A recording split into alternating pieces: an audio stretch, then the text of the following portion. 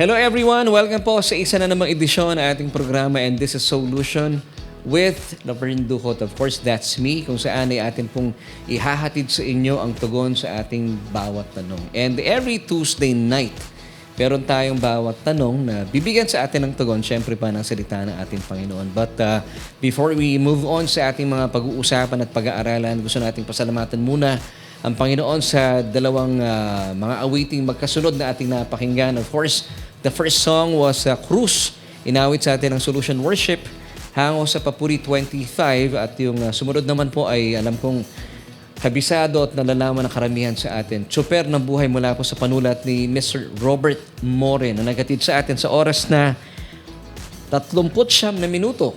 Kung di ako nagkakamali 39 minutes after 7. At tayo po ay live na live dito po yan sa ating church studio. So mga kaibigan, mga kapatid, mga kababayan, once again, welcome po sa isa na namang edisyon na ating programang Solution with me, and my name is Laverne Ducot. Kumusta po kayo? Ano man po inyong mga ginagawa sa ngayon? At nasan man po kayong lugar naroroon, maraming salamat po for taking time to join me tonight, dahil sinisigurado ko po sa inyo, kayo po ay mapapagpala sa ating mga pag-uusapan. At tawagin na po ang inyong buong pamilya, sina nanay, sina tatay, lolo, at saka si lola, pati si tito at saka si tita, kompletuhin ang buong pamilya.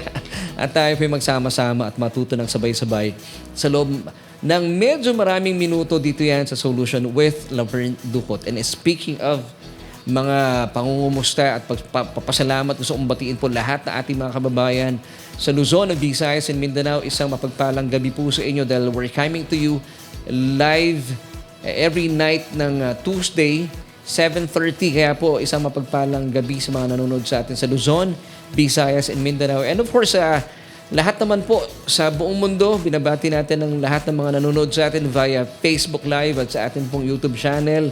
And even sa mga nakikinig sa atin sa Spotify at sa Apple Podcast, isang mapagpalang umaga, tanghali at gabi, dahil tayo po ay sumasa inyo kahit on a different time zone. Kaya po maraming salamat po for joining us tonight. And of course, binabati po natin lahat na ating mga kaibigan. Maraming salamat kila Sister Sally Jeronimo Rayo, at for sa kanyang butihang hubby, si Brother Joel Rayo, na nakasama natin last Sunday sa ating pananambahan dito sa ating church. And siya nga pala, happy birthday kay Nanay Medi. Nanay Medi, ano apelido ni Nanay Medi? Remo. Nanay, happy birthday. Wala po kayong kibo, birthday niyo pala. Kumusta po kayo? At dalangin ko po na patuloy po kayong lumakas at madama niyo po patuloy ang pagmamahal at mainit na pag-ibig ng Panginoon sa inyo. At sa lahat po ng mga nagbe-birthdays today, happy birthday. At binabati natin si Sister Norma Vitales, belated happy birthday din. Siya po ay nasa Hong Kong ngayon, at every Tuesday night ay sinasamahan tayo. And of course, sa lahat po ng kapamilya ni Sister Norma, kung di po niya napapakinggan yung ating pagbati, hatid na lamang po yung ating pagbati mula po yan sa ating programa. At bago po tayo magpatuloy, gusto ko manasamantalahin ang pagkahatong ito. At sa ngalan po na aming pamilya at na bumubuo ng Solution Grace Church, kami po ay nakikiramay sa pamilya nila Brother Ricky Losito sa pagpanaw po ng kanilang nanay, si Nanay Nelly Losito. At alam natin na siya po ay nasa piling na ng Panginoon. So muli po, kapatid na Ricky Losito, sa ngalan po na bumubuo na aming pamilya at ng buong Solution Grace Church, kami po ay nakikiramay sa inyong pamilya sa pagpanaw ng inyong mahal na ina. Yan, maraming salamat po. And of course, binabati natin si Brother Fidel Gabiola. Maraming salamat for joining us last Sunday. And of course, Ate Erica, ang kanyang unika iha na nakakasama na natin every Sunday sa ating pananambahan. Of course, binabati rin natin at ito yung sinasabi lagi ni Kuya Gio, happy Tuesday night. Yan, maraming salamat Kuya Gio for choosing Solution para makasama nyo sa ating Bible study ngayong araw na ito. Of course, binabati rin natin, maganda at mapagpalang gabi po, Sister Becky Amber Nidea, watching from Bicol. Kumusta po kayo? Sister Beth Dimla, magandang gabi rin po sa inyo. Nandyan ba si Ate Beth Tragine? Ayan, Beth, maraming salamat for joining us tonight. Of course, binabati rin natin si Ate Amiel Flores. We're hoping na ikaw ay feeling good na Dahil na ito nakalipas na araw ay medyo masama po ang pakiramdam ni Ate Amiel. But still, kasama pa rin natin siya sa ating pananambahan last Sunday. Isa mapagpalang gabi sa iyo, Ate Amiel. And of course, kay Brother Alan Laksina Siruhano. Ngayon din kay Ate Andeng, ang kanyang butihing may bahay. Good evening po sa inyo. Binabati rin natin si Brother Ken Jones. Bro, musta na? Miss ka na namin sa church at we're hoping na patuloy mong samahan kami hanggang sa pagtatapos sa ating programa. Of course, binabati natin Sister Maylene Patalino Magadia at ang kanyang buong pamilya. Magandang gabi po sa inyo dyan sa Qatar. Binabati rin natin ang ilan pa sa mga kaibigan natin na kasama tonight. Sister Luz Peralta, maraming salamat po for joining us. Of course, si Pastor Willie Wilson Tiongson Laigo mula pa sa malayong probinsya ng Nueva Vizcaya. Maraming salamat po for joining us tonight. At si Ate Angge, maraming salamat dahil kasama ka namin at makakasama ka namin this coming Sunday. Thank you, Ate Angge, for joining us tonight. Binabati rin natin, of course, sina Rosemary Casoko. Ay, lagi natin kasama si Sister Rosemary Casoko. Good evening din po sa inyo. Binabati natin si Rosal Camara. Nandyan din. Salamat po at kayo kasama namin. Nandito na si Sister Norma Vitales. Sister Norma, once again, happy birthday. Binabati rin natin, sabi niya, ni Sister Rosal Camara. Good evening po, Pastor Laverne, Sister Jo, Pastor Willie at mga kabiyaya. Greetings from Catanduanes. Wow, ang layo pero kasama natin tonight. Ngayon din, binabati natin Sister Veronica Estrada. Good evening din po sa inyo. Nandiyan din si Sister. Sino pa ba? Nawala tuloy. Wala. Si Sister Janice at si Brother Edison Salcedo Iguis. Maraming salamat po for joining us tonight. Binabati rin natin si Pastor Ann Bunye. Kumusta po kayo? Maraming salamat po at kayo po'y kasama namin tonight. Binabati rin natin. Yun, si Beth kasama natin. Hello, Beth. Nasa si Beth? Nasa si Beth niya? Anong bansa si Beth? Dubai. Hazel, ang friend ni Ate Beth, nasa Dubai din. Hello po at maraming salamat for joining us tonight. Watching from Infanta, Quezon, Meruela Corpus. Maraming salamat po. Ngayon din, binabati natin si Kuya Albert ba kasama natin? Hello, Kuya Albert. Okay, si Ate Nika and Kuya Jason Encarnacion. Yan. Maraming salamat po at kayo kasama namin tonight. Sister Celia Odulia Padua, maraming salamat din sa inyo pong pag-tune in sa ating programa. And of course, si Brother Ariel Herrera. Maraming salamat. Bro, Ariel, gusto ko kitang imbitahan. Kung hindi mo napanood yung ating Sunday service, pwede mo panoorin kasi makakatulong po sa inyo yun. Yan. At ilan pa sa mga kaibigan natin. Si Sister Sarah Flores. Si Ate Sarah nanonood siya ngayon. Sister Sarah, miss ka na namin. Hope to see you once again dito sa church. And mga kaibigan, binabati rin natin ang lahat ng mga nanonood ngayon. Nandito rin Sister Yaying. Kakaiba yung kanyang apelyido. Hello po and good evening po sa inyo. Sister Meng Francisco, good evening po from Imos. Ayun, nabati ko na. Sister Beth Dimla. At sa mga kaibigan natin who's watching right now, please po kung kayo po ay napapagpala at naniniwala sa ating mga pinag-uusapan at tinatalakay, pakishare po yung ating broadcast. At napakaganda po na ating pag-uusapan tonight dahil ito po yung napapanahon. I'll be giving you the question at feel free to answer this question. Pakilagay sa ating comment section at ang atin pong question for tonight sa atin pong episode na napapanahon. Pero bigay ko muna sa inyo yung question natin. Ang question natin for tonight is this: does the Bible say Christians have to attend church? Of course, sa atin pong mensahe na binigyan kong pamagat na do Christians need to go to church? At dito lang po yan, syempre pa sa ating programang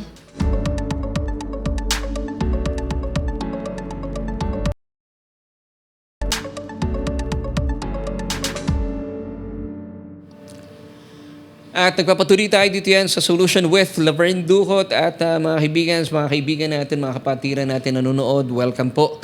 At ito po yung ating Bible study online at excited po ako dahil kapag sumasapit ng Tuesday night ay talaga naman marami tayong mga mapapag-usapan at marami kapahayagan ng Diyos na maaring ibahagi sa atin. At dalayan ko po na tayo po ay sama-samang matuto kahit man lang sa loob ng medyo maraming minuto. At balikan natin yung ating question for tonight na pwede nyong sagutin. Mas gusto ko po na interactive tayo. So please give us your feedback sa atin pong question for tonight na, does the Bible say Christians have to attend church?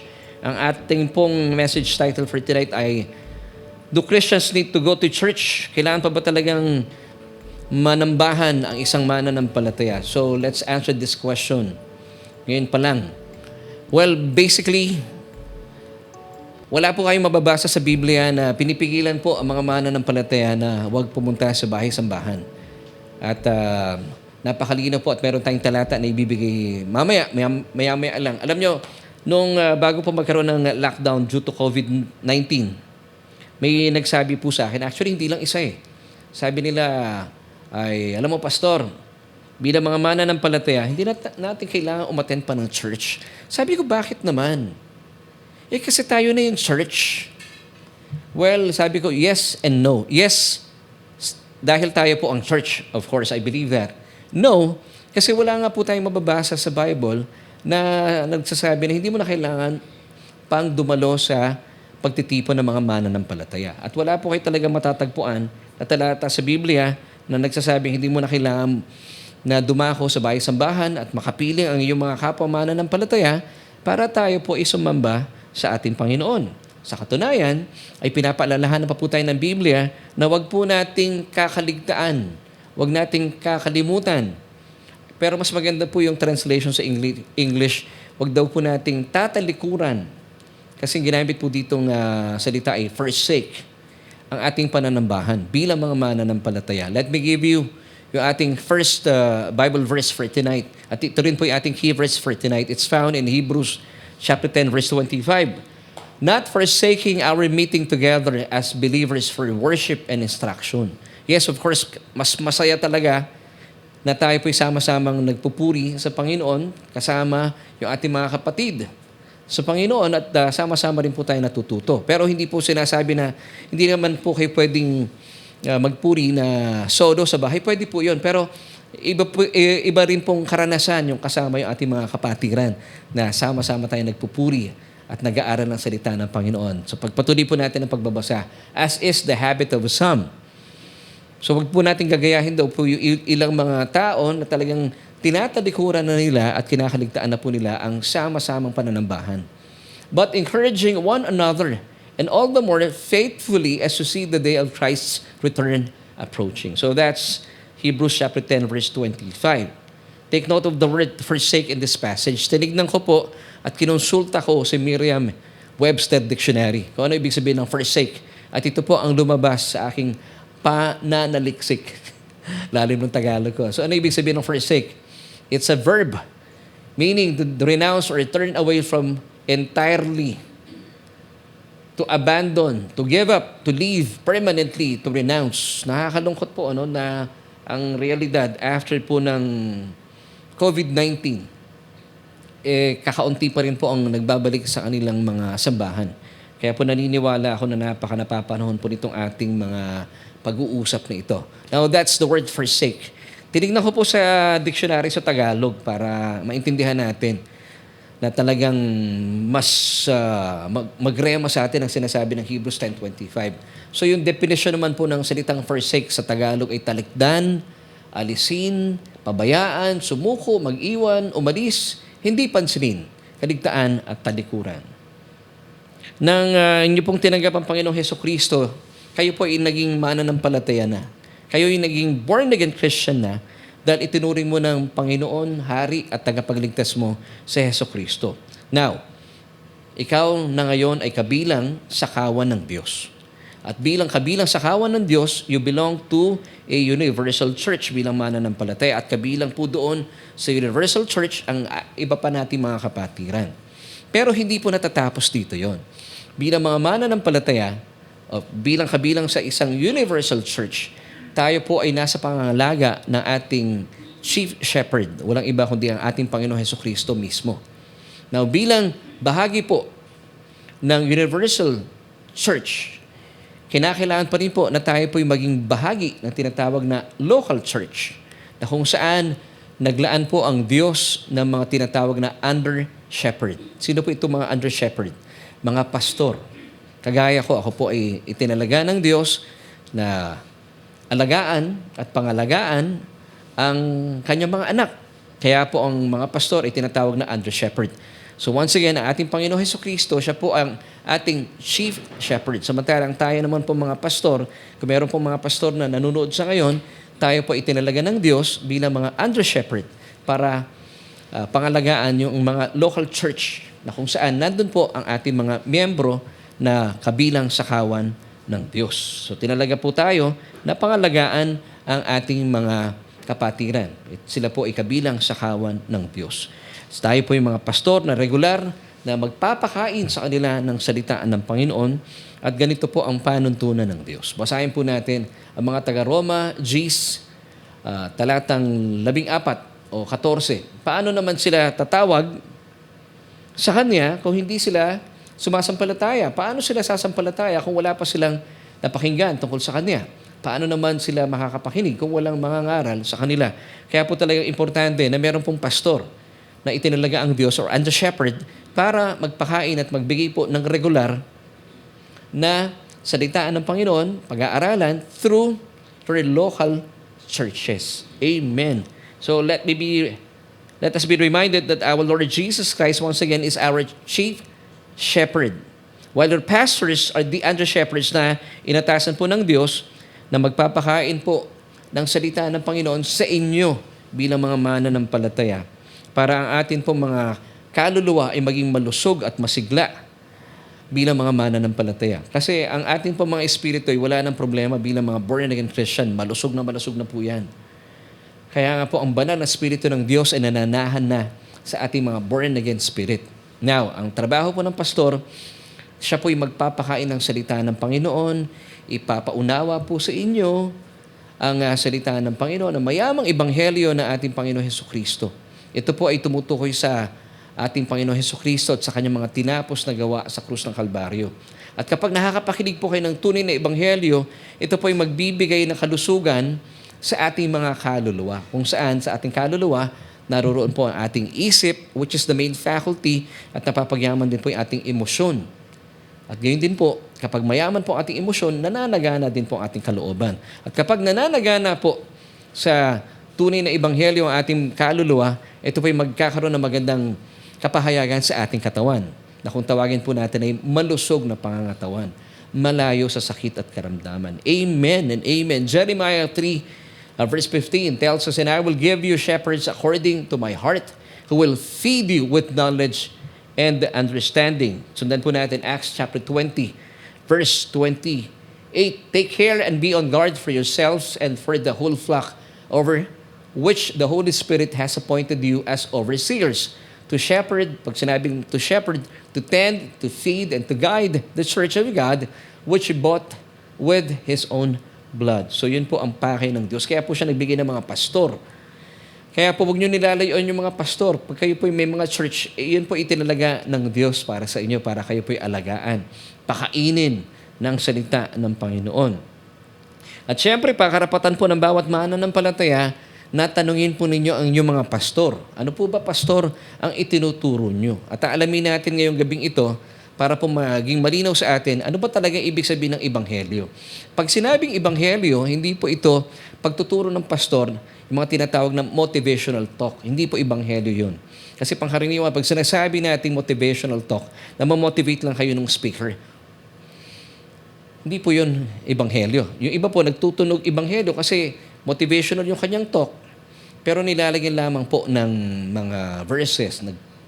Akala natin tuloy tunog ng ebanghelyo. Yung iba naman inspirational lang. Na-inspire kayo sa mga karanasan ni pastor, kinukwento niya. Pero sa katotohanan, hindi pala yun ebanghelyo. So ano ba talaga, Pastor Laverne, na ang ebanghelyo? Mamaya po alamin natin kung ano ba talaga ang ebanghelyo. At syempre pa, karapatan po ninyong, gaya na sinabi ko kanina, tanungin si pastor, "Pastor, ano po ba ang itinuturo ninyo?" Kasi po bilang mananampalataya at bilang kabilang sa local church na yan, marapat po ninyong tanungin ang inyong mga pastor kung talaga bang ebanghelyo ang kanya ipinapahayag at hindi ibang kwento. Kasi magkaiba po yun eh. Baka po ibang kwentong inyo napapakinggan, hindi po kayo talaga lalago dyan. So paano po natin malalaman na kung ang inyo pong napapakinggan sa inyong mga local church ay ibanghelyo at hindi po ibang kwento? Well, ang simple pong sagot dyan ay matatagpuan po natin mismo sa Biblia din. Let the Bible answer it for us. It's found in Jeremiah chapter 23 verse 4. I will set up shepherds over them who will feed them. Take note ang trabaho po ng mga under shepherds, na kagaya ko bilang pastor, ako po yung mag-feed sa mga flock na ipinagkatiwala sa akin ng Diyos. I will feed the flock. And I will not beat the flock. Hindi ko po sasaktan. Hindi ako magsasalita ng mga condemning words and condemning messages sa pulpito. Hindi ko po trabaho at hindi ko po dapat ginagawa. At paalala po ito sa ating mga pastor. Pag kayo po'y nakatayo sa pulpito, hindi po natin trabaho nagpapatama sa mga miyembro natin. That is unbecoming of a pastor. Masama po iyan at hindi po yan kalooban ng Diyos. Huwag natin ginagawa yun. Minsan napapagsamantalahan po ng pastor ang pulpito.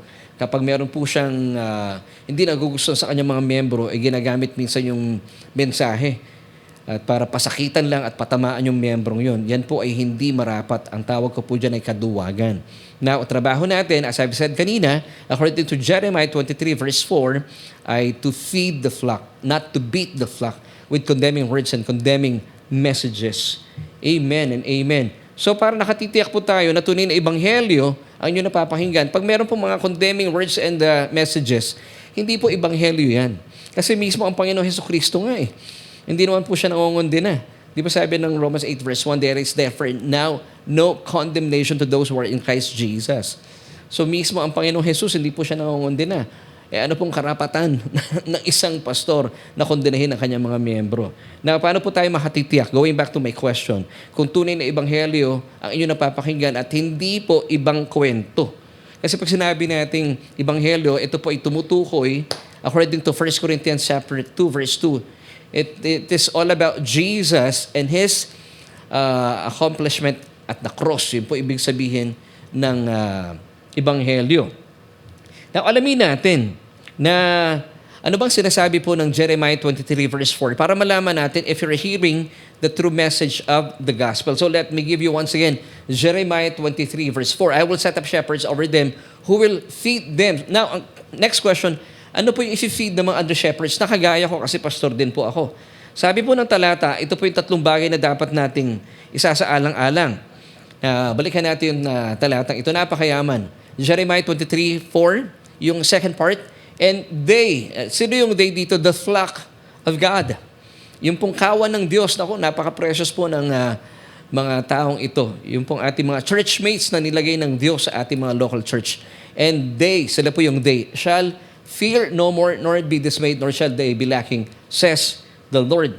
So, when Christians are hearing the true gospel, tatlong bagay po ang mararanasan ng mga anak ng Diyos na uma-attend sa local church. So malinaw po talagang ibinibigay po sa atin ng Diyos ang tatlong bagay na ito according to Jeremiah 23:4. Now, is our pastor teaching the true gospel?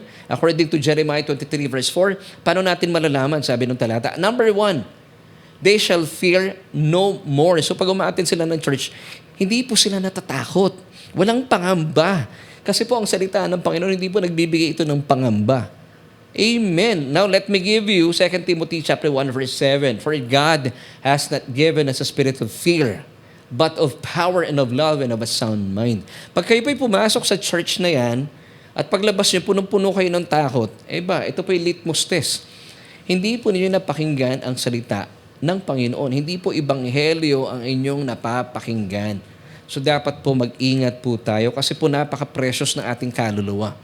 Kapag kayo po'y nakakarinig mula sa pulpito ng mga salita o mga mensahe nagbibigay sa inyo ng takot, hindi po galing sa Diyos yan. Once again, let me give you yung pong binasa natin kanina ng talata, 2 Timothy chapter 1 verse 7.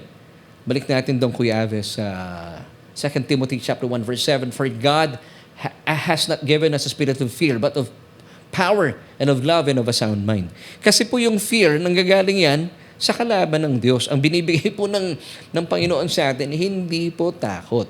Now, let me give you 1 John chapter 4, verse 18. There is no fear in love. Amen. Praise God. But perfect love. Kanino pong perfect love? God's perfect love casts out fear. Because fear involves torment. But he who fears has not been made perfect in love.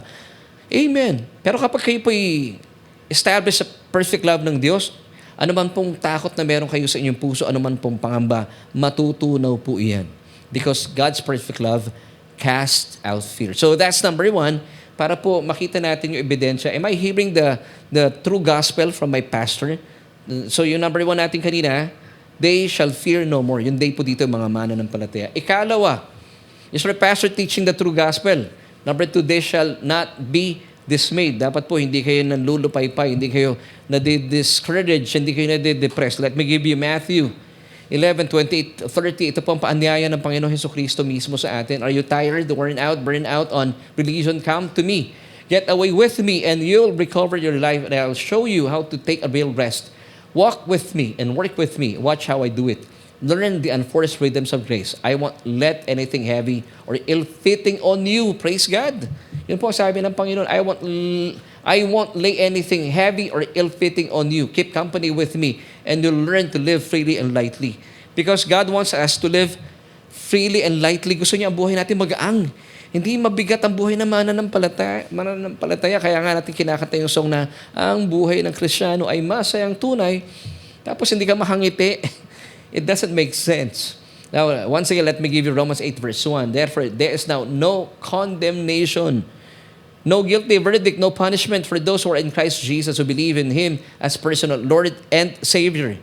Kaya po pagpasok nyo sa church and yet nararamdaman nyo, nako-condemn kayo, you are not hearing the true gospel from your pastor. I suggest, layo na po kayo dyan. Kasi po napakahalaga sa Panginoon ng ating mga kaluluwa. Bilang mga pastor, tinatawagan ko yung mga pastor, wala po kayong karapatan saktan ng mga kaluluwa ng inyong mga membro.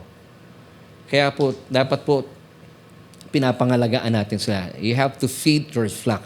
Now, third, basis po natin, if your pastor is teaching the true gospel according to Jeremiah 23:4. Number 3, dito na tayo, they shall not lack. Hindi raw po pagkukulangin. 2 Corinthians 1 verse 20 tells us, for all the promises of God in Him are yes, and in Him, amen, to the glory of God through us. Tinuturo ng mga pastor ang katotohanan. Kapag kayo po naintindihan natin ng true gospel, which is about Jesus and His finished work on the cross, talaga pong everything is already provided for us. For all the promises of God in Jesus are yes, and in Him, amen, to the glory of God through us. At ito po ay nagmamanifest through us. Amen and amen. Kaya po ang buhay ng isang tunay na mananampalataya mula po sa pangaral ng inyong mga pastor, if he is preaching the true gospel of Jesus Christ, tinuturuan niya po kayo na umasa hindi sa inyong mga sarili, kundi kay Kristo. Kaya po ang buhay natin ay punong-puno ng kagalakan kasi alam mo sa sarili mo, dahil alam mo na provide na ng Diyos ang inyong pangangailangan, hindi ka na tumitingin sa kung anong meron yung ibang mga tao. Hindi mo na pinagnanasaan kung anong meron ng kapitbahay mo. Hindi ka na iinggit sa kung anong meron ng church mates mo. Kasi alam mo, ikaw ay pinagyaman na ng Diyos sa kanyang pamamagitan at panghawakan po natin. Once again, 2 Corinthians 1 verse 20 tells us, for all the promises of God are yes in Jesus and in Him, amen, to the glory of God through us. Sundan pa po natin, 2 Peter chapter 1 verse 3. As God's divine power has given to us all things. Take note He has given to us all things that pertain to life. So lahat po ng pangangailangan natin concerning life ay pin-provide na po ng Diyos through Jesus Christ. And godliness, even po yung sa ating pagiging makadiyos, God already provided us all things through the knowledge of Him who called us by glory and virtue. Amen. So yung tatlong bagay po na pinag-usapan natin bilang basis natin, if your pastor is really teaching the true gospel of Jesus Christ, if you are being fed with the true gospel of Jesus Christ according to Jeremiah 23 verse 4. Number 1, balikan natin kuya, yung isa kanina. Number 1, they shall fear no more. Dapat hindi kayo natatakot kapag napapakinggan nyo yung mensahe na pinipreach sa pulpito. Number 2, they shall not be dismayed. Di po kayo dapat nadidepress, hindi kayo nadidiscourage. Number 3, they shall not lack. Nararamdaman mo, ikaw ay talaga namang provided ng Diyos. At dahil alam mo, provided ka ng Diyos, hindi ka naiinggit, hindi po tayo nagsiselos sa ating mga kapatiran. Dahil alam mo, ikaw ay greatly blessed, deeply loved by God, and you are highly favored in Christ Jesus. Amen and amen. Now, dito tayo, pangkaraniwan po kasing tanong sa akin ng ilang mga kapatiran, bakit daw kaya, kung kailan daw sila naging mananampalataya, samot-sari na yung mga problemang dumadako sa kanila at di na ubusan sila ng sakit ng ulo. Now, let me answer the first question. Alam niyo po, kung bakit nung kayo po'y naging mananampalataya para bang kayo po'y binabanatan na ng dyablo, of course, hindi mo nakakampi ang dyablo, galit na po ang dyablo sa inyo. Now, may sekreto para kung kayo po'y binabanatan ng dyablo at hindi kayo nagkakaroon ng sakit ng ulo, dapat po talaga kayo po'y laging nagba-Bible study, uma-attend ng church at nakikinig. Hindi lang kayo basta dumarating sa church, nakikinig po kayo kay pastor kapag siya po'y nagbibigay ng mensahe mula sa Diyos para hindi rin po sumasakit ang ulo ninyo. And speaking of headache, alam po ba ninyo kung bakit po sumasakit ang ulo ng mga tao? Pag-usapan natin, medically speaking, lalo ngayon sa panahon na sobrang napakainit ng panahon. Kanina ay napakainit po sa bahay namin. Sobrang napakainit talaga. Pero praise God, dahil natutuhan namin ito mula sa mga medical experts, hindi na po sumasakit ang ulo namin. Kasi pala ang dahilan kung bakit sumasakit po yung ulo natin ay dahil kulang po tayo sa intake ng tubig. So dapat po, ang paalala sa atin ng mga medical experts ay at least 8 to 10 glasses of water every day. Now, pag-usapan muna natin, ano ba yung 4 na uri ng mga headaches? 4 types of headaches. Ito yung 4 na common, yung pangkaraniwang headaches natin. Number 1, of course, headache. Pag sinabing headache sa Tagalog, sakit ng ulo. Ikalawa, migraine, kirot ng ulo. Ito yung napanood kong interview kay Miss Regine Velasquez na siya ay may migraine. Ito pala sa Tagalog ay kirot ng ulo. Pag sinusumpong daw siya, sobrang kumikirot. Meron siyang karanasan for 1 month. Tubig lang palang katapat po nito, sabi ng medical experts. Number 3, dizziness. Pag sinabing dizziness, pagkahilo. And number 4, vertigo, pagkaliyo. Meron ako nito before. Yung talagang pag umihiga ka, umiikot ang mundo. Pag nakatayo ka naman, umiikot ka naman. Hindi po magandang karanasan ito. Now, bakit po nagkakaroon po ng sakit ng ulo ang tao? Ang sagot, kulang po tayo sa pag-inom ng tubig.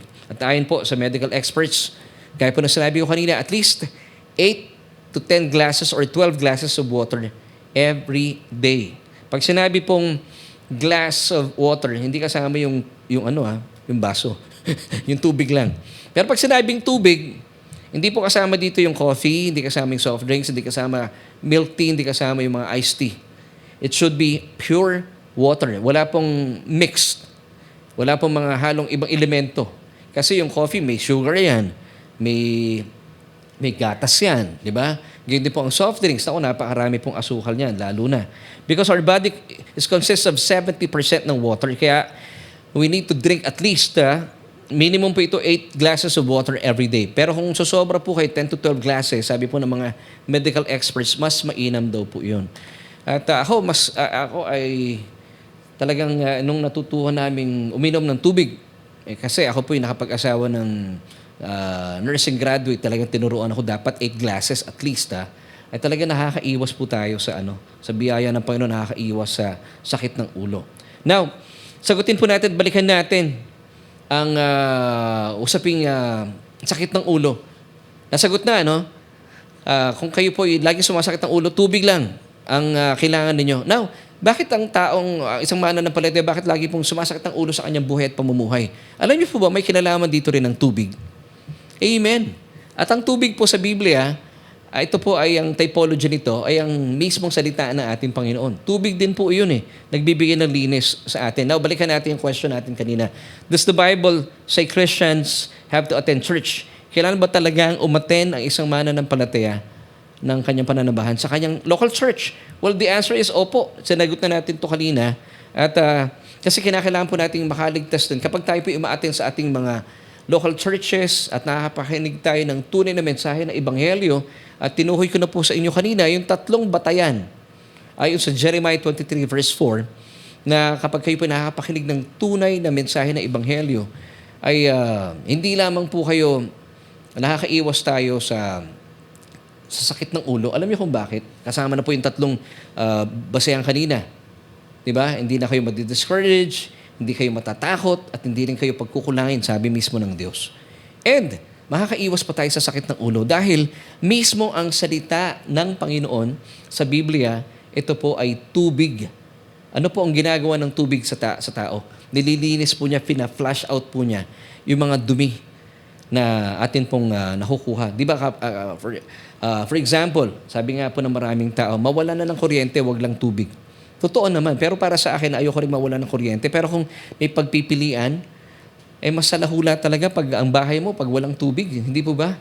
Kasi wala kang naipanlilinis pag marumi ang iyong lababo. Gayon din po, ang lalo tigit ang ating mga comfort room. Papayag po ba kayo ang comfort room nyo? Ginamit nyo, for example, pasintabi po sa mga kumakain. Tapos hindi nyo po finlash yan. Hindi po ba napakadumi at napakasalahula at hindi po maganda ang amoy? Ganon din po ang nangyayari sa ating mga kaluluwa bilang mananampalataya. Take note, kaluluwa, yung pong ating espiritu, wala na pong problema yon. Ang nililinis lamang po ng salita ng Panginoon bilang tubig ay yung ating kaluluwa. Kasi kapag sumapit na po halimbawa, lumabas ka na ng church, ng Sunday, makakarinig ka na naman ng mga negative na mga news, ng mga pangyayari. Alam niyo po ba, sa mga ganitong mga napapakinggan po ninyo, ay nadudumihan po yung ating kaluluwa. Pumapasok po ito sa main faculty, which is the mind. Nadudumihan po ng mga alikabok, ng mga dumi ng ating mga napapakinggan, yung ating kaluluwa. Ngayon, kapag ito po ay hindi po na-flash out ng salita ng Panginoon at nanatili po sa ating kaluluwa, magkakaroon po ng tinatawag na kalungkutan, pangamba, depresyon. Kapag hindi pa po kayo umaattend sa church, hindi pa kayo nagba-Bible study, talaga naman pong manlilimahid at masasalahula po ang ating mga kaluluwa. If I may use those terms, which is para po mas maintindihan natin. Di ba? Kapag kayo po ay nadudumihan ng mga masasamang balita na madumi yung mundong ito at hindi po kayo na-flash out ng inyong mga pagba-Bible study dahil hindi ka umaattend ng Bible study, hindi ka umaattend ng church, talaga pong ang inyo pong mga kaluluwa ay manlilimahid at masasalahula. Hindi po kalooban ng Diyos yan. So as Christians, take note tayo po ay nilinis na ng dugo ng ating Panginoong Hesukristo. That's once and for all. Hindi na po uulitin ng Panginoong Diyos yun. Hindi na niya ilalagay minsan pa ang ating Panginoong Jesus sa krus para linisin tayo sa pamagitan ng kanyang dugo. Tapos na po yun. That's why Jesus said it is finished. Kasi malinis na tayo mula sa ating kasalanan. Pero bilang mananampalataya, dahil tayo po'y nandito pa rin at nakatira sa mundong ibabaw, nararanasan pa rin po natin ang mundo ng mundong ito. Nararanasan pa rin po natin ang mga dumi ng mundong ito kapag tayo pinakakapakinig ng mga masasamang balita. Nagkakaroon po ng dumadapo sa atin yung mga masasamang balitang ito, mga alikabok at dumi ng mundong ito. So ano pong pamamagitan ng Diyos para tayo po'y linisin? Ang Kanya pong tubig ng Kanyang salita. Para kapag tayo po'y nalilinis ng tubig ng Kanyang salita sa pamagitan ng pakikinig ng tamang mensahe ng Ebanghelyo through Bible study na ginagawa natin ngayong gabi, or kung kayo po'y umaattend ng church at nakikinig sa inyong mga pastor, nililinis po ng tubig ng Kanyang salita yung mga alikabok, yung mga dumi, yung mga putik na dumadaloy sa ating mga kaluluwa. Nang sa gayon, hindi po tayo nalilimahid at hindi po nasasalahula ang ating mga kaluluwa. At sa pamamagitan po nito, hindi po tayo sumusunod sa sistema ng mundong ito. Gaya po ng paalala sa atin ng Romans chapter 12 verse 2. And do not be conformed to this world, but be transformed by the renewing of your mind. Kailan po nangyayari ang renewing of the mind? Nagkakaroon ng pagbabago ng isipan. Kapag kayo po ay nakakapakinig ng mensahe ng Ebanghelyo through Bible studies, which is happening right now, or sa inyo pong pakikinig at pag-attend ng church. Kaya po importante talaga na meron po kayo ina-attendan na local church. At panawagan ko, kung kaya nyo naman pong pumunta sa church, wag po kayong umasa sa online. Mag-on-site po kayo. Pero kung kayo po ay talaga namang, meron po tayong mga kapatid na wala po sila dun sa kanilang bansa na maatinan na pure grace na mensahe, talaga pong maluwalhati po natin tinatanggap sila online. Kaya po tayo merong mga online. Pero kung kayo po ay may lakas at kaya nyo naman po magsimba at makapili ang inyong mga kapamanan ng palataya, umattend po kayo on-site. Isipin niyo po ito yung opisina na papasukan ninyo, nagagawa ng paraan. At pwede naman po natin ipanalangin. Bakit hindi po natin maisagawa at magtalaga tayo ng isang araw, Sunday? Nilaan po ng Diyos yan. para tayo po ay magsama-sama. Hindi naman po hinihingi ng Panginoon sa atin yung 8 hours. Samantala, ang trabaho, 8 hours nga yan eh. Yung iba nga, 6 days a week. Samantala, ang church po ay 1 day lang, Sunday. At hinihingi po ng church lamang na ang magbe-benefit naman tayo. Maximum na po siguro yung 3 to 4 hours. Pero mahaba na rin po yun. Usually, ang service nasa 2 hours lang. Bakit hindi po natin italaga? Kung mananampalataya po kayo talaga, talaga pong mas mamatamisin nyo makasama ang inyong mga kapwa mananampalataya sa church. Hindi po ba? So, tuloy natin ating pinag-uusapan. So, ang tubig po ay ginagamit ng Diyos bilang panlinis sa mga dumadaloy at dumidikit sa ating mga kaluluwa na hatid naman ng lalagkit at maruruming balita ng mundong ito. Ephesians chapter 5 verse 26 tells us that yung He dito God, that God may sanctify and cleanse her with the washing of water by the word. So ang salita ng Panginoon ang siyang nagiging dahilan para linisin po yung ating mga kaluluwa para maiwasan po tayong manlimahid at maging kadiri yung ating mga kaluluwa. Kasi kapag nandidimahid at nasasalahula po yung ating kaluluwa, pansinin niyo po yan. Iba na yung kilos mo at galaw. Iba ka na rin mag-isip. At mabilis ka madiskaril yung iyong isipan. Mabilis ka madiscourage. Mabilis ka madepress.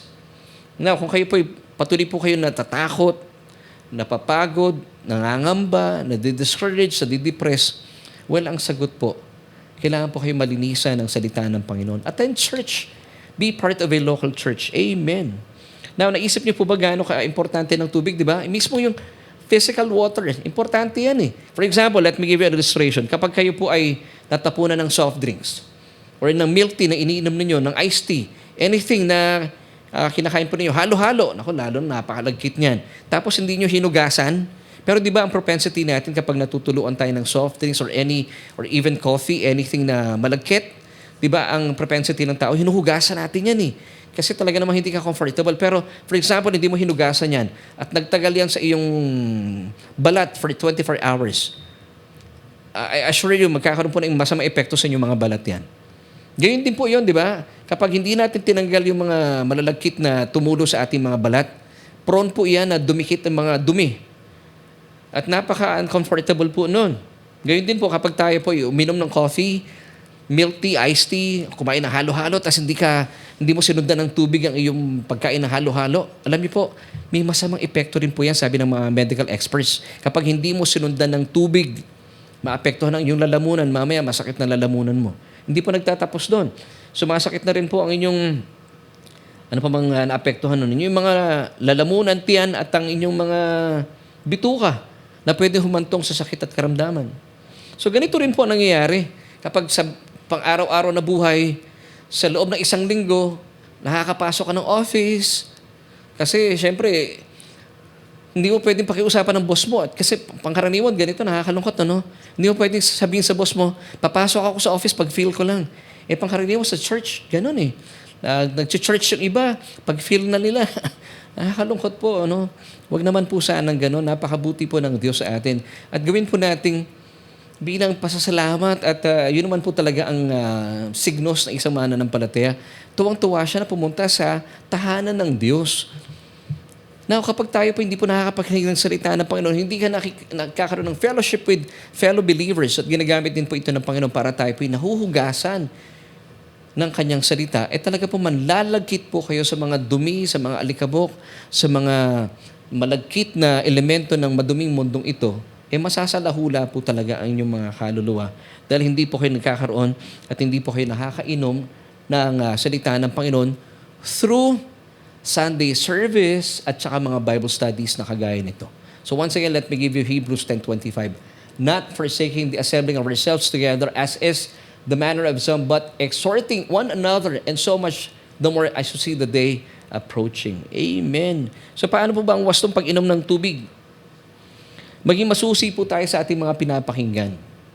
So balikan na po natin itong ating pangako kanina. Ano ba talaga, Pastor, ang gospel? Pag sinabi natin gospel, hindi po ito motivational talk lang. Hindi po ito inspirational talk.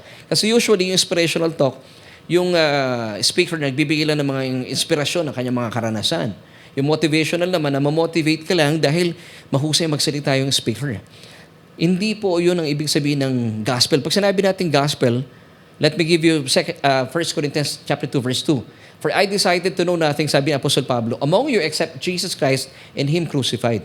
So ang gospel, pag napakinggan niyo po ang gospel, it should be focused on Jesus and His finished work on the cross. Yun lamang po, doon lang umiikot ang mensahe ni Pastor. Hindi po tungkol sa Kanya, hindi rin po tungkol sa inyo. It's all about Jesus and His finished work on the cross. At hindi po pinaghalong mensahe ng law at saka grace. Hindi po pwedeng ganun. Ang gospel po, it's pure grace. It's full grace. Now, kung kayo po ay tumatanggap ng mga tinatawag kasi dito ng ibang mga mananampalataya, hindi, dapat may law, may grace. Ang tawag nila dito ay balanced message. Hindi po balanced yun. No such thing as balanced message. Hindi ka pwede mabihin ng law and then grace. That's not the gospel. The gospel per se is the grace of God. It's all about Jesus and His finished work on the cross. Now, ang tawag po dito ng mga relihiyon, balance. Pag may law, may grace, balanced message, dapat hindi po. Ang tawag po dito ng Biblia, mixed message or mixture. Ang tawag ko naman po dito ay mekos-mekos. Ayaw po ng Diyos yun. Di ba ganoon din po kapag tayo po umiinom ng tubig? Pag sinabing tubig, para maiwasan po ang sakit ng ulo, sabi ng mga medical experts, dapat 8 to 12 glasses a day. 8 to 12 glasses of water a day. Pag sinabing water, pure water. Hindi po kabilang dito yung coffee, yung milk tea, iced tea, halo-halo, hindi kasama yon. Ganon din po. Kapag sinamahan ninyo ang inyong pagpapakinig ng gospel na may halo-halo, may milk tea, may kasamang law, yung grace, sasakit po ulo ninyo. At talaga pong hindi kayo lalago bilang mananampalataya. Amen. So, i-filter natin yung ating pinapakinggan. Kapag kayo po nasasaktan, pagpasok nyo sa church, nagkakaroon kayo ng takot at pangamba, iwasan na po yun. Ako po, I firmly say this. Kasi importante po sa Panginoon ang inyong mga kaluluwa. Kapag kayo po nade-depress sa inyong napapakinggan sa church, make a decision. Hindi yan po ang mensahe na para sa iyo. At kapag kayo po ay natatakot dahil napapakinggan nyo sa church ninyo na kayo po ay pagkukulangin ng Diyos, samantala sabi ng Jeremiah 23 verse 4, yung mga nakakapakinig ng salita ng Panginoon ay mararanasan po nila base sa mga tinuturo ng Biblia na talagang ibinigay na sa atin ng Diyos ang ating pangangailangan sa ating pamumuhay at sa ating pagiging makadiyos. According to 1 Peter chapter, yung binigay natin na talata kanina, chapter 2 verse 3, kung hindi ako nagkakamali. Amen. So ganun po, pag nakikinig tayo, it should be grace, pure grace. Pag umiinom tayo, dapat pure water, walang kasamang mixture. Walang kasamang asukal, walang kasamang anything, walang gata. It should be water, pure water. Ganon din po ang mensahe ng Ebanghelyo. Walang kasamang kautusan. Because the gospel, it's all about grace, God's grace. It's all about, pag sinabing grace, it's all about Jesus and His finished work on the cross. Now, let's go back to our question. At sa atin pong pagtatapos sa ating pinag-uusapan. So once again, this is our question for tonight. Does the Bible say Christians have to attend church? Well, the answer is yes, of course. Marino po at ang atin pong solution for tonight. Let the Bible answer it for us. Not forsaking the assembling of ourselves together as is the manner of some, but exhorting one another, and so much the more as you see the day approaching. That's found in Hebrews chapter 10, verse 25. Biblia po nagsasabi, bilang mananampalataya, you need to have a local church. Kasi po, yun po talaga, this is where we belong. Sa church. It's the house of God. Yan po ang pinaka-masarap na lugar at pinaka-masayang lugar. Kasama na ating mga fellow believers. Amen. At bilang bahagi po na ating pagtatapos, ay gusto ko pong imbitahan kayo. At kung kayo po ay nagkakaroon ng kagalakan, ang sarap pala na maging Kristyano at ang sarap mapabilang sa isang local church. Inimbitahan po namin kayo every Sunday, meron tayong pagtitipon dito sa church. Ang atin pong address ay dito sa Tia Maria Sarao Building, CV Star Avenue, Pamplona 2, Las Piñas City. Ang atin pong service ay 10 in the morning. Please join us. Nasa unit, anong unit natin? 114. Nasa ground floor lang po kami. Kung kayo po ay nahihirapang umakyat, praise God, hindi na po kayo aakyat. Nasa ground floor po tayo. And please, join us every Sunday. At kung kayo po ay wala pang relasyon sa Panginoon, please pray this prayer with me. At tanggapin po ang mayamang biyaya sa inyo ng Diyos. Sabihin niyo po ito mula sa inyong puso. O Diyos, kinikilala ko na aking sarili ay walang kakayahan apart from you. Kaya naman, tinatanggap ko ang iyong bugtong na anak na si Kristo bilang aking Panginoon at tagapagligtas. Dahil naniniwala po ako na sa kanyang kamatayan doon sa krus ng Kalbaryo, pinawi na aking kasalanan. At makalipas sa 3 araw, naniniwala din po ako na siya po ay nabuhay na maguli mula sa kamatayan. Salamat, O Diyos, sa iyong kaloob na buhay na walang hanggan. At maraming salamat din po na ang aking pangalan ay nakasulat na sa aklat ng buhay. Amen at amen. Kaibigan, kung kayo po ay sumabay sa panalangin ito, manampalataya po kayo at binuksan niyo po inyong puso at naniniwala na ating Panginoon na hindi po nanatiling patay. Siya po ay nabuhay na maguli. Ikaw ay isa ng mananampalataya. I suggest you look for a Bible-based church. Dapat talagang grace po yung tinuturo. Hindi mixture. Kasi po maapektuhan ang inyong mga kaluluwa. Na kung naghahanap kayo, malapit kayo sa Las Piñas, please join us every Sunday. At masaya po kaming makasama kayo. Nasama-sama po tayo. Sabay-sabay tayong magpuri sa Panginoon at sabay-sabay tayong makinig ng kanyang salita at matuto at mapagyaman. Amen. So asahan po namin kayo Just give us a message. I-text nyo po kami. Ano ba yung pwedeng text number natin, ma?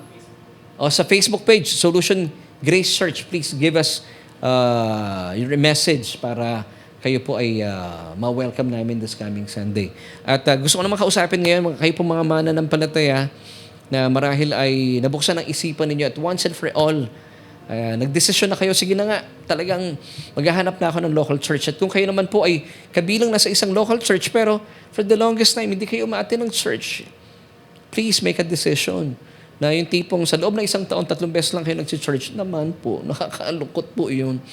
Kasi ang masarap po talaga ay makasama ang mga kapatiran din. At inilaan po ng salita mismo ng Panginoon ang Hebrews 10:25. Kung kayo po ay nakakarating sa inyong mga trabaho, bakit di po natin bigyan ng pagkakataon ang araw ng linggo? Kung hindi naman po talaga kakayanin, ipanalangin niyo po and the Lord will make a way for you. I believe that.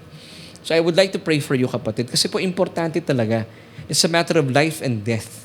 Kasi pag hindi po kayo nakapakinig ng regular ng salita ng Panginoon, mananalahula po ang inyong kaluluwa. Maapektuhan po kayo. Maari po kayong banata ng kalaban, ng kalungkutan, ng pangamba, ng depresyon sa inyong mga kaluluwa kapag hindi po kayo nagdesisyon. Ngayon pa man. So kung kayo po ay naghahanap ng church, please join us every Sunday. Maluwag po ang church natin. Kung kinakailangan 2 services, 3 services, why not? Masaya po namin kayong iniimbitahan sa ating church. So I would like to pray for you. Aba, ang nanonood po sa ngayon, in the name of Jesus, I pray na magkaroon na po siya ng decision niya at magkaroon siya ng pagtayo at maging bahagi na po ng isang local church. At kung kinakailangan, Panginoon, bigyan niyo po siya ng kapahayagan pa. At ang yung banal na spirito ang kumilos at magkaroon po ng pagkakataon, anuman po yung katamaran o yung mga schedule na talagang hindi po umaakma sa araw ng linggo. Lord, make a way for this person para po sa kapatid na ito. Salamat, Panginoon, dahil alam kong gagamitin niyo po ang aming mensaheng itong aming pinag-usapan ngayong gabi. And we thank you, Lord. In Jesus' name we pray. Amen and amen.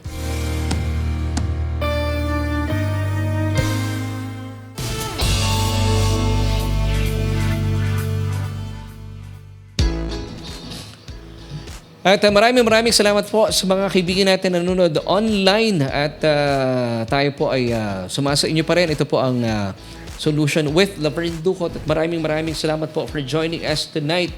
At yun nga, salamat po sa inyong mga mensahe. Ayun. At paalala ko po yung ating pong mensaheng tinalakay ngayong gabi ito. Kayo po ay napapagpala at naniniwala. Please pakishare po yung ating broadcast. At bilang pagtatapos, ay gusto ko munang, bago tayo matapos, gusto ko muna po kayong pasalamatan at basahin natin ang ilan sa mga mensaheng ating napakinggan. Sabi ni Sister Maylene de la Cruz Gale, tama po na dapat umaten sa church mismo. Sabi nga po ng tao lang may karamdaman na hindi makabangon, hindi kaya pumunta sa tahanan ng Diyos. Amen. Pero paalala ko po, kung kayo po may pasok ng Sunday, hindi po kayo pinipilit ng Diyos. Ang akin pong panukala, you pray. You ask the Lord for sabi, Lord, gawin mong libre yung Sunday ko. Pwede naman po yun eh. Naniniwala po ako doon. At pinapasalamatan po natin yung ating mga kaibigan, mga kapatiran na talaga namang kung wala po sa inyong lugar na Grace Church at ang pamamagitan nyo lang po ay online, wala pong problema yun. At alam po ng Diyos yun. Pero kung meron naman pong Grace Church na sa inyo pong lugar at kaya nyo pong tumayo at sumakay ng sasakyan at meron naman kayong sasakyan, please attend church. Huwag lamang po kayo manatili sa online but on-site, mas maganda po yun. At hello, salamat po kila Brother Willie Wilson Tiongson Laigo. Salamat din kay Brother Fidel Cabiola. And thank you kay Sister Meng Francisco. Hingi daw siya ng, salamat po, ng address natin. Binigyan na natin address natin. Address po natin ay Unit 114, Tia Maria Sarao Building, CV Star Avenue, Pamplona 2, Las Piñas City. Yung pong ating building na kung saan naroon po yung church ay nasa gilid po ng All Day Supermarket. Yan. Alam po ito sa PhilAm. Walking distance na lang pagbaba nyo po ng Alabang Sapote Road. And good evening, Sister Emelita Reyes. Maraming salamat po sa inyo. Salamat din po kay Sister Jenny Valdez. Thank you for the message. And amen, sabi ni Sister Beth Dimla. Maraming salamat din po kay Sister, merong message dito si Brother Fidel Gabiola. Every Sunday. Yun. Kinakausap niya pala Sister Mars. At Sister Pauline Guek, maraming salamat po for joining us tonight.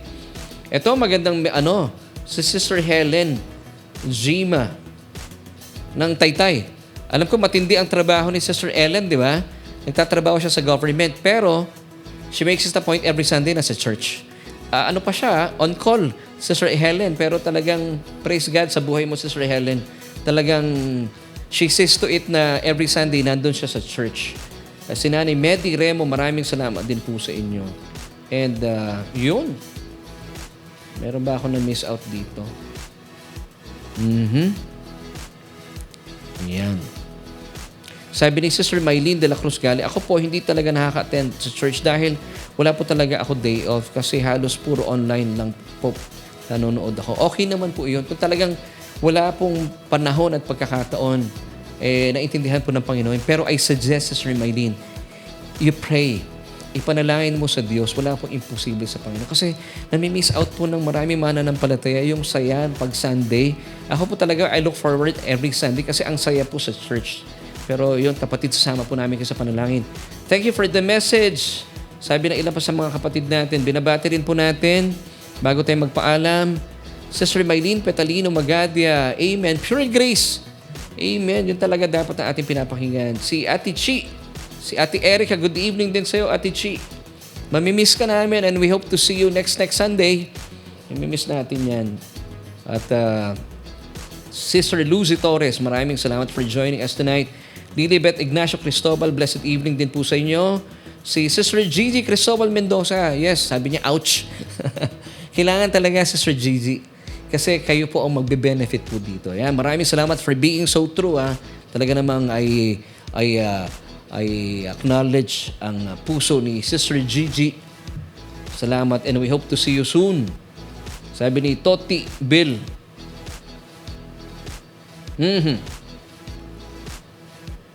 Ayun. Parang kaibigan ko to. Oo nga. Si William siguro to, bro. Amen. Sabi niya, nung nawalan daw siya ng malay. Pero bago ako nawalan ng malay, binanggit ko ang pangalan ng Panginoong Jesus. Ikaw na pong bahala sa akin. After that, nagising ako, nakatagilid at ang ulo ko ay nasa balde na puno ng tubig, isang patunay na hindi ako pinabayaan ng Panginoong Jesus. Bro, nasa Manila ka ba? Alam ko si William to Kung may panahon ka, bro, drop by dito sa church. Masaya na makapiling ka. Yun, nako, it's 8:37 na. At sa ngalan po na bumubuo na ating programa. Maraming salamat po for joining us tonight. Talagang pagpapala po kayo. One last message coming from Sister Norma Vitale. Sabi niya, wala pong Grace Church ito sa Hong Kong, Pastor. Kapag sa hindi Grace Church pupunta, magkakaiba ang mga sinasabi hanggang iismeran ka na ng mga ibang miyembro. Yan, kagaya ni Sister Norma, kami po ay talagang nagpapasalamat sa kanyang buhay dahil talagang wala siya, sa kanyang kalagayan doon sa Hong Kong.